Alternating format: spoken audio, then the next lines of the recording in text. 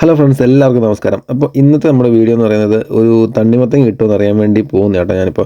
ഞാനിപ്പോൾ ഒരു 10 മണിയൊക്കെ ആയ സമയത്ത് മെല്ലെ ഇറങ്ങിയതാണ്. എൻ്റെ തൊട്ടടുത്തൊരു ടൗൺ ഉണ്ട്, കൊളക്കാട് എന്ന് പറഞ്ഞിട്ട്. അപ്പോൾ അങ്ങോട്ടേക്കാണ് ഇപ്പോൾ പോകുന്നത്.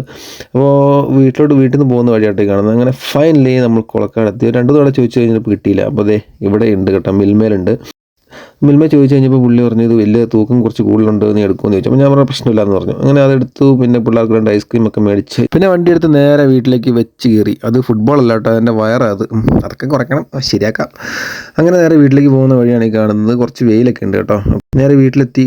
ഇതാണ് നമുക്ക് കിട്ടിയ മുതൽ. നല്ല ഗടാഗടിയും തണ്ണിമത്തൻ കേട്ടോ.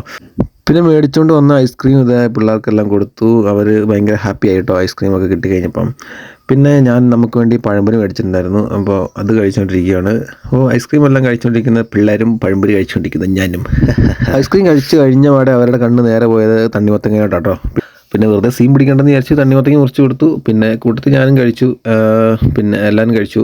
പിന്നെ ഈ വെയിറ്റ് ലോസ് ഒക്കെ ചെയ്യാൻ നോക്കുന്നവർക്ക് തണ്ണിമത്തങ്ങ ഒരു ബെറ്റർ ഓപ്ഷൻ ആട്ടോ. കാരണം നല്ല മാക്സിമം കഴിച്ചാലും നമുക്ക് കുറച്ച് കാലറീസ് കിട്ടുള്ളൂ. തണ്ണിമത്തങ്ങ ആസ്വദിച്ച് കഴിക്കുന്നതല്ലേ ഞാൻ. അപ്പോൾ അങ്ങനെയൊക്കെയാണ് കാര്യങ്ങൾ. ഈ വീഡിയോ എനിക്ക് ഇഷ്ടമായി വിചാരിക്കുന്നു. അപ്പോൾ അടുത്ത വീഡിയോ കാണാം. Good bye.